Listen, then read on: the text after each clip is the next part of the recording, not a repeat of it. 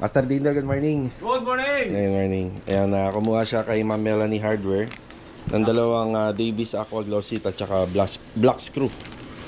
Yan na. So ano na to mga karos, makikita nyo naman napakadaming paint retouching natin doon sa gate. Doon nga pala sa gilid, no kuya, no? Sa gilid pa, sa handrail. Tapos ito kuya Dindo, binili ko kahapon, nakalimutan kong ibaba. Para kay Louie to. Nansag epoxy. Meron tayo doon. Hindi, ginamit niya lang yun sa bar counter. Ito naman yung para sa washing machine. Sa washing machine, oo. Yan. Sige, sige. Yan, salamat kay Kuya Dindo kasi malapit yung bahay nila doon kay Ma'am Melanie. So sila na lang, siya na po yung pumunta ron, then dadali nila sa Anyana. Okay, hintay tayo ng iba pang tropa ngayong araw ng Miyerkules po. Miyerkules, March 4. Yan, 7:42. Kailangan bago mag 7:50 nakalis na sila rito kasi babiyahe pa, di ba? Yan, bali ang deployment natin ngayon is sa Tansa Garden Premier Project, Anyana Beller East Project, sa Phase 4, tsaka yung dalawang project natin dito sa Phase 3. Yan, 5 project po yung ginagawa natin na sabay-sabay. Kolong-kolong. Kolong-kolong. Basta to. Ayan. Condition pa rin ba kaya to? Gusto pa, sir. Kailangan ko ng ma-change oil to mamaya. Ito maganda rito eh. Neutral natin. Tingnan niya. Ito lang. Up, isa pa. Ayun. Condition, diba? One click. Si Adonis, morning Adonis. Ayan, yan yung mga kinuha namin sa Anyana. Yung welding machine at saka ito pong chipping gun. Tapos ito naman mga ilaw na to ay para po sa Phase 4 project. And dadalhin po natin yan doon. Siya nga pala mga karos, good news, yung e-bike natin ay ayos na. Yan, napalitan na po siya ng gulong. Yan. Makapal pa yung gulong sa likod. Tapos yung bagong gulong natin, ayan. So sana magtagal para kahit papano maka menos-menos tayo sa gasolina. Yan o. Lalo na ngayon mga karos, sobrang mahal na po ng gasolina ngayon. Gulat nga ako eh, nagpakarga ako ng gasolina sa Avanza. Magkano inabot? 2,000 mahigit eh. Hindi naman ako umaabot ng 2,000 mahigit dyan. Yan, sana matapos na yung gera. Hindi natin alam kung bakit may gera. So imbis na magtulungan tayong mga tao, at bakit kinakailangan pa magkaroon ng gera pa, diba? Nang dahil doon tumataas ngayon yung presyo ng mga ibang bagay, ibang materyales, gasolina. So sana matapos na yung e-bike natin. Ito ang gagamitin muna natin ngayon, e-bike. Okay, gagamitin na natin yung ating e-bike. Yung kondisyon na naman to. Yung mga ilaw na po na yan ay i-deliver natin sa Lumina Homes Phase 4 sa project natin doon. Pero ngayon punta muna tayo rito sa Phase 3. Tara! Nandito na tayo sa Lumina Homes Phase 3. Ayan, good morning sa client owner natin. Okay, batiin muna natin mga kasama natin dito. Kuya Boy, good morning po. Good morning, boss. Kuya Richard, good morning. Good morning. Tsaka kay Kuya Sandy. Kuya Sandy. So, good news. Bali, halos nakuha na po yung mga panambak po rito kagabi. Ayan. Yung naghahakot sa amin regular, syempre kasi hanggang ang hardware store hanggang alas 5 eh. Bali, nagsa-sideline po sila mga kahit anong oras na, kahit gabi. So sabi na naman natin, basta wala naman pong dapat masagi or maingat kasi yung truck nakaharang dito sa kalsada. So okay naman po dito yon sa Lumina Phase 3. Wala namang kaso. Ang mahalaga pa nga mabawasan tayo ng kalat dito. So kasi yung kalat na yan, para malinis natin araw-araw. Yan o. Bali, pinaiwan po natin yung sako. Ayun yung sako. Ayan, pinaiwan natin. Siya nga pala, ayan, may asintada na rito. Ang napag-usapan namin ni client dito, ang gusto nila na merong grills dito. Kadalasan kasi sa mga corner area na kagaya nito, hindi po pinalalagyan ng grills. Bali, isang buong pader siya na may height na 150 cm. Tapos pinalalagyan na lang ng polycarbonate dito. So, ayan, kanya-kanyang plano sa kanilang bahay as long as pwede at walang restriction. So na sumusunod po sa mga house rules ng renovation. Ayan, magpoporma na po sila ng poste. Tapos yung 3 poste dito sa harapan. So ito po ay may mga ilaw. Ayan, kasama na po yun nandito. Tapos yung sa taas, yan, pinturado na po ng roof guard yan. Yung mga lumagpas na pintura sa kisame, kasi wala naman tayong handamyo rito, talagang may mamamansyahan. Yan naman po ay dadaan lahat sa paint retouching. So sa ngayon naka roof guard na siya, kaya halos okay na. Tapos dinala na rin po natin yung mga breaker dito at saka yung wire. Yung wire kasi na nakabang dito is sa number 10 lang, sa pinaka main nya. Yan. Sa TNB, ay wala pa nagagawa rito. Ayan, ito pala yung mga nagawa. So na-extension na po yung pinaka steps dito. Nag-extend na tayo rito para po lumapad po yung steps niya. Tapos naglagay na rin po tayo ng additional na rito, framing, para pagka nilagay po yung ating mga board na 9mm, halos okay na. Tapos dito, yan, nagtapyas na rin po tayo ng slab dito. Ang main purpose nito, itong bahagi kasi na to hindi to napipinturahan. Tapos sa finishing, hindi siya kaaya-aya tingnan, kaya yan, susulitin pa natin yung pagbaklas nito hanggang dito pa.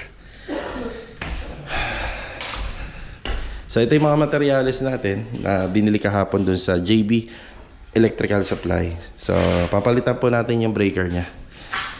Yan na. Okay na tayo rito. Ito pala yung sinisinsil pa ni Kuya Boy rito. So dito natin kukunin po yung sa distribution ng ating AC. So may aircon dito sa taas, dalawa, plus isa sa baba. Yan.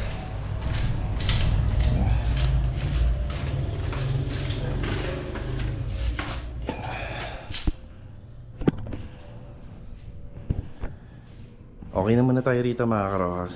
Yan lang po muna yung update natin. Yung electrical. Yung sa poste, 150. Dito makunin. Yan. 150. Tapos sa electrical, yan. Formworks and electrical. Yan ang trabaho natin dito. Bumili tayo ng PVC pipe na 3/4 at saka yung long elbow para rito sa phase 3. Yan, babalik tayo ron. Tapos diretso tayo sa phase 4. Tara. Kaya ba yan? Iwan ka na lang po dito. Sige. Nandito na tayo sa phase 4 Lumina Homes. Magandang araw po kila client owner dito. Siya nga pala, hindi ako nakadiretso dun sa isang project natin sa phase 3. Kasi hinahabol ko yung ilaw, mai-deliver kagad dito. Yan, baka mamayang hapon, punta na lang po tayo ron. Yan na. Okay, bati tayo. Epoy, good morning. Good morning. Kasama niya si Bilog. Bilog, good morning. Good morning. Ayan. Kung mapapansin nyo, syempre nalagyan na ng division, partition, di mas lalo na pong dumilim. So rito, nagdala na ako ng pang center light. Yan, tig-isa po dyan. Tig-isang ilaw. Tapos may dala tayong pin light, 8. Ang paikutan natin ng pin light. Tapos syempre meron tayong iiwasan dito kasi merong bar counter po dyan banda. Tapos may dala tayong center light. Yan. So yung mga ilaw na yan, hindi rin biro ang presyo. So pumili tayo ng maganda. And, metal framing na pala rito. Tapos dito banda, ang update is may PVC panel na. Ayun, naka PVC panel. Tapos may mga dinala naman na tayo na kornisa rito. Kung sakali, pwede na rin pong kabitan. Kasi wala naman na pong ibang ilalagay rito. Yun nga lang. Log, pagkano pala, pagkukornisa ka, iwasan mo to. Kasi may cabinet. Yan. At saka yun, yung dulo. Pero pwede ka na maglagay ng paunti-unti. Yan. Tapos dito, magpapa-skim coat lang tayo. Pag nagpa-skim coat tayo rito, pwede na nating pasukatan to ng cabinet. Yan. Baba at taas yan. Tapos ito, ang plano rito is sliding door na French type. Yan. Tapos ito is screen door. Yan. Lalagay tayo ng pinto rito. Yan. Tapos screen door. Tapos dito screen door din. Then ayusin na lang namin yung mga bintana rito kasi yung ibang bintana rito may problema. Tapos dadagdagan na lang po namin yung bakal nito para hindi po masusungkit yung doorknob. Medyo malapit po kasi. So ito yung update sa ginagawa nila. So ceiling framing doon sa first room. Tapos after po nun, magdadagdag ng metal studs dito sa gitna sa pagkakapitan po ng ilaw. Tapos maglalagay na po ng PVC panel, then yung Hardeflex sa cove ceiling natin paikot. Ayan, meron na nga po pala mga dumating dito kahapon na plywood. So ito yung binili natin kay Ma'am Melanie kahapon. Bali local pa rin plywood to. Ang paggagamitan nito yung dalawang closet, TV console at saka yung bar counter. Yan yung mga paggagamitan niya. Ang kasama niyan ay ayan, may stick wheel, black screw. Yan po yung mga kasama. Ayan. Ayan. Yan, bayad na po natin to. Binayaran na natin kahapon. Ayan, bali yung trabaho naman doon sa phase 3 kahit hindi ako nakadaan. So alam naman nila yung instruction doon. Sana nakapasok na si Ricky. Nakapasok na ba si Ricky, boy? Okay na, nandun na, no? Ayan, si Mot. Tuloy lang naman yung masilya. Si Ricky, pang 5th day niya doon sa paggawa po ng utility sink ni Wagi. Diba? Yan, kailangan ko makadaan ng Tansa Garden Premier Project ngayon. Nandun si Adonis tsaka si Rusty. Roofing framing po ang assignment natin doon. Tara. Nandito na po tayo sa Tansa Garden Premier Project. Good morning at magandang araw rin po sa client owner natin dito. Ayan, dito nagtatrabaho si Adonis at saka si Rusty. Adonis, morning! Tsaka kay Rusty, morning! Good morning! Ayan, ang ginagawa po nila rito is roofing framing. Abangan na lang po natin kung ano magiging kakalabasan nito. Pero sa idea, bali naka inside gutter po tayo doon sa pinakadulo. So bawal po kasing lumagpas po rito kung ano po talaga yung sukat ng bakod, yun na lang din po yung sukat ng bubong. Hindi kagaya doon sa second floor, makikita nyo parang may bulada pa siya. So dito, kung ano yung sukat, so naka inside gutter tayo, kaya meron tayong framing dito, yung sinepa, gamit po yung bakal. Tapos pagdating naman po rito sa gilid, ayan, dito sa gilid, naka-Banawe type, naka-Banawe type na flashing. So paikot po yun. So yun po yung gagawin natin dyan para uniform pa rin siya tingnan dito sa harapan ng bahay. Bali bukas nga pala mga karohos, ang update dito, kasi makikita nyo yung 4 na window dito sa gilid. Tapos meron pa kaming window dito sa may front area. Bali pasusukatan po natin bukas yan. Tapos sa Sunday magpapasok tayo ng tao rito para magmamasilya ng mga window at saka malagyan na ng primer coat. Then yung dalawang sliding din. So ang target namin ito sa Monday, meron na po siya. So bukas sila Kuya Richard, Kuya Sandy, itutuloy na po yung installation ng tiles dito. Siguro sa Thursday at saka Friday, bukas at saka sa Biyernes, napakarami na pong magagawa dyan. Ipapriority ko rin po yung dun banda sa may sliding door po ron, para Monday maikabit na. So yun po yung plano natin dito.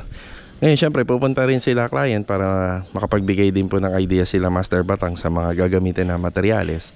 So para po dito. So ilang bintana ito? Bali 5. 1, 2, 3, 4. Tapos itong 5. So itong pang 5 rito sa pinaka frontage, ano po siya? Wala na po tayong pagkukuhaan ng recycled na na window. So pasadya na siya. Kagaya ng ginawa natin dito, mga pasadya na. Tapos sliding door yan, medyo mataas-taas yung medyo malaki-laki yung sliding door dito. So ayan po yung update para pag uwian hindi na natin siya nakikitang open. So kahit papano safe na yung bahay. So magdedire-diretso na po tayo rito. Tapos magpapahakot na pala ako ng panambak ito.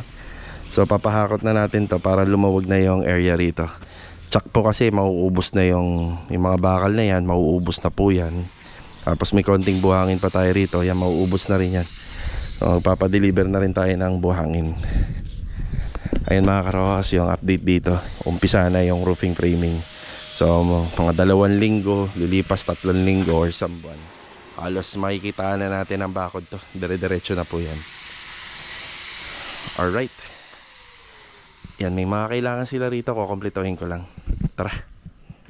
Balik tayo sa hardware. Nagdagdag tayo ng tubo at nagbayad na rin ng mga kinuha ng tropa para doon sa project sa phase 3. Yan. Ayan, balik tayo rito. So kinulang lang talaga na isa. Dapat 2 na yung binili ko kanina. Kaya ba yan? Ayan. Yeah, thank you. Yan, forma po ng poste para mabuhusan. Para sa Sabado, may mga materyales na tayo ng tiles. Yan, yung sa Sabado kaya kong unahin yung ano nito, kahit yung sa poste lang, 'di ba?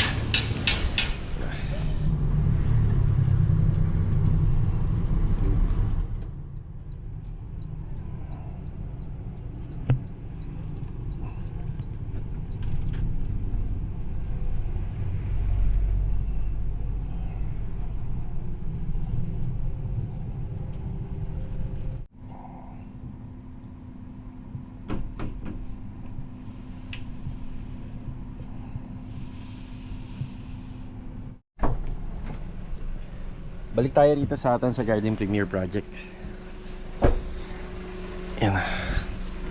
Don, salamat ha. Tsaka Rusty, saan nyo nilagay dito? Ayun, nandun sa dulo. Meron na po yung block screw at saka stick wheel. Ang hindi ko nalang nabibili rito, yung solignum na pangkahoy. So yun yung gagamitin natin na kapag na-assemble to, papahiram po natin siya ng lason para sa anay. Sa ngayon, 2, 4, 6, 8, 10 12 muna na local marine plywood. Pasilip ko ulit sa inyo yung local marine. Ayan o. Napakaganda ng ply niyan. Yan, parang ano siya. Wala po siyang halong daya. Yung iba ko kasi, pagdating dito sa mga gilid, bandang gitna, may ano po siya, minsan na kulang. So ito solid talaga. Mabigat ang isa niyan. Sobrang bigat.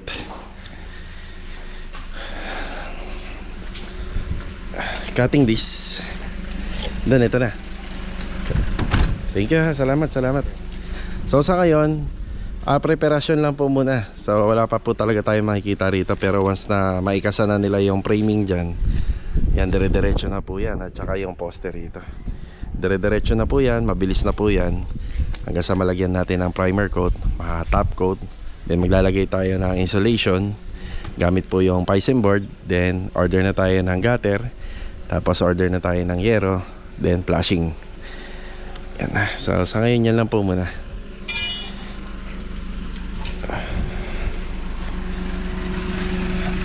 Yeah. Siya nga pala mga karos, shoutout kay Teyob ng Sunrise Hills sa Bang Dasmariñas, Cavite. Shoutout na rin kay Danny from Hulugan, Cavite. Shoutout po. At shoutout na rin po kay Ma'am Christine Elizabeth Rosario ng Bingmalay, Pangasinan. Maraming salamat po muli sa mga nagpa-shoutout. Ito mga karos, biyahe tayo papunta naman po ng Luminaw Space 3. Hindi po tayo makakadaan ngayon dito sa project natin sa Anyana Beller East project. So kasalukuyan ko po uling pinagagawa po yung e-bike. So iniwanan ko lang po, may mga kailangan po para dun sa pyesa ng gulong kasi na-disgrasya yung pinaka-mags niya. So bibigyan ko muna siya ng oras ngayon para makuha na po natin at mapagawa. Ayos na po yun kanina pero mas may na-discover kasi tayo nasira kaya kailangan po natin na ayusin. Tara. Ayan, okay na tayo rito. Ito yung e-bike. Nabot na tayo ng hapon, bali alas 4. Pre, una na ha. Una na ako. Thank you. Salamat. Yeah. Yung pinagdalhan nito kahapon, nagkaroon din ng aberya. Kaya humanap tayo ng isa pang option na mga gumagawa rin ng e-bike. At ito 100% okay na at maayos na. Ang nangyari naman, umipit yung brake doon sa disc brake. Kaya sobrang init ng disc brake pag hinahawakan. Kaya pala parang sabi ko, parang wala siyang free wheel. So kagaya niyan, pag binibitawan natin siya, umaandar siya. Yung kanina kasi ang nangyari, umipit yung brake niya doon sa disc brake. Kaya pilit na lang niyang tinatakbo kapag nag-aano tayo, nagsisilinyador. Yan, ayos si kuya, pulido gumawa. Kasi yung mga ganitong klaseng e-bike kasi medyo masilan din gawin to dahil hindi pa naman to talaga masyadong kilala. Karamihan motor. Opya. Dito na tayo sa phase 3. Ito yung isang ongoing project natin. Ayun, nagbubuhos na sila ng poste. 3 poste. 3 poste yung binubuhusan.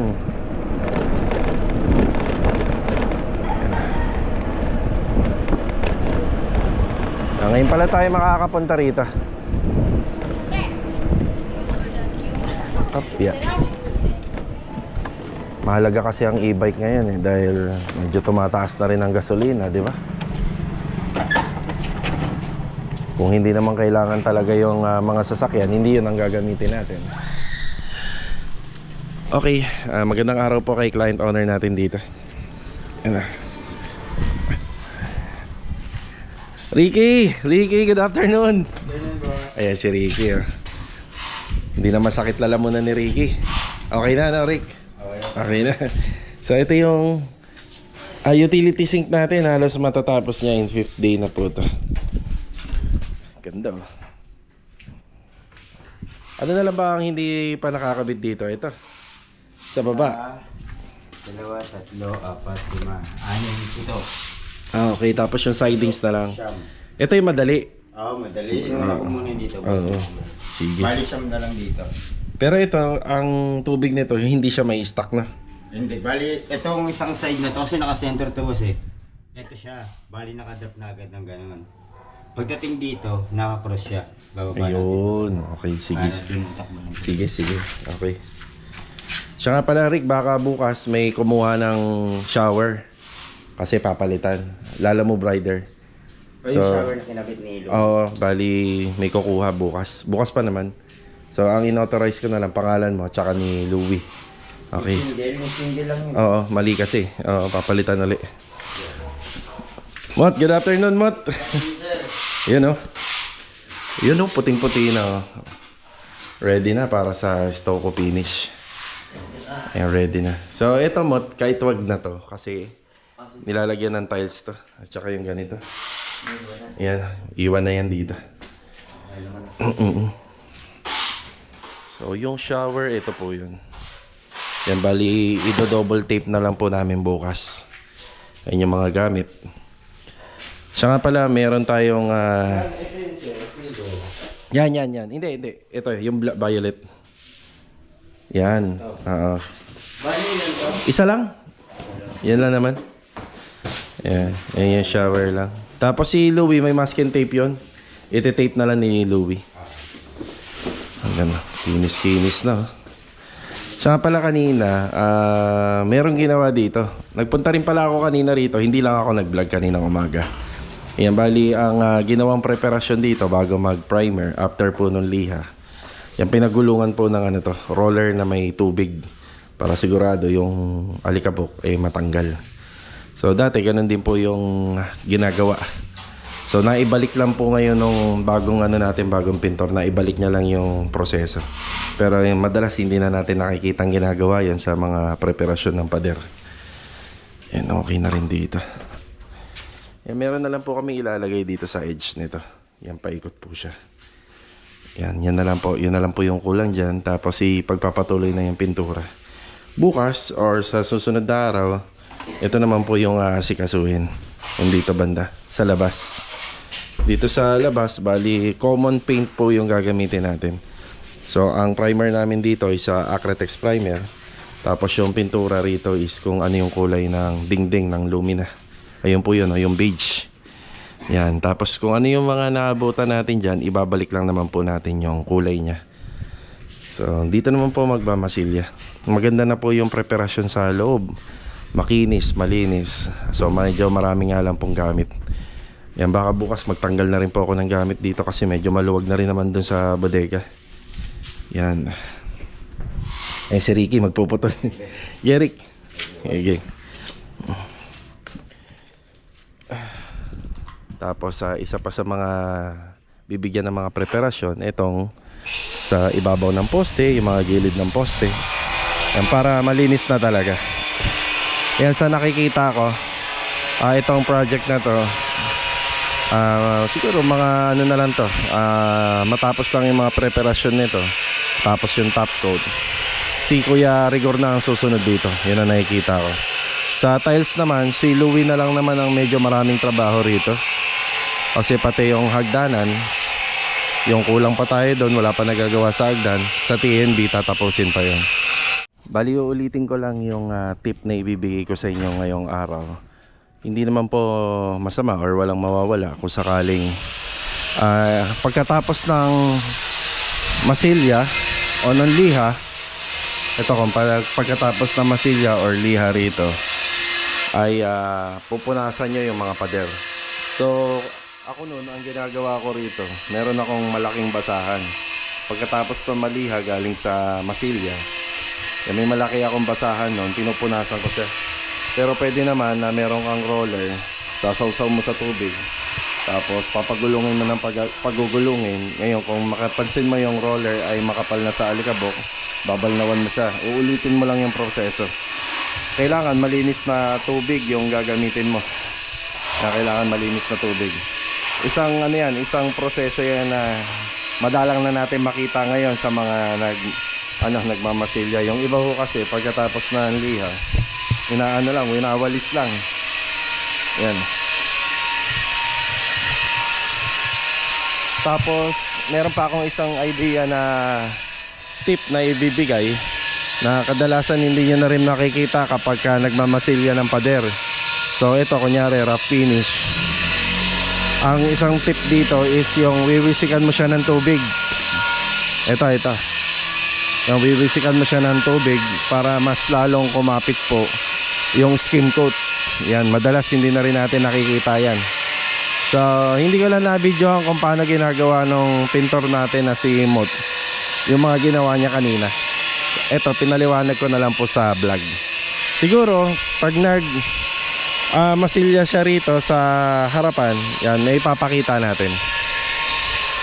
Okay, sana sinasabayan ko na lang kasi ng vlog si Ricky kahit nag-iingay siya doon. So sana malinaw dito sa camera sa video natin. Okay mga karos, yan lang po muna yung update ngayong araw po ng Miyerkules. Yan yung e-bike natin okay na din, ayos na rin. Siya nga pala hindi ko na testing, hawakan ko nga yung hawakan ko. Ayan nahawakan ko na. So ito, mainit to kapag pinatakbo ko kaninang umaga kanina. Napansin ko, tapos wala nga siyang free wheel. Ibig sabihin, bigla siyang hihinto kapag hininto ko yung manibela. So ito, umipit yung brake niya rito sa disc brake. Yun daw ay meron daw kulang na hindi na ibalik nung nilagay yung gulong. Ito kasi bagong gulong na to eh. So ibig sabihin, nung binalik po uli yung mga dapat na nakakabit sana rito, may kulang. Yun ang nangyari. Mga Ross, hanggang dito na lang po muna yung vlog natin ngayong araw po ng Miyerkules. Kita-kita na lang po ulit tayo for the next video. God bless po sa ating lahat. Ito, paalam po muna. Let's go. Tara.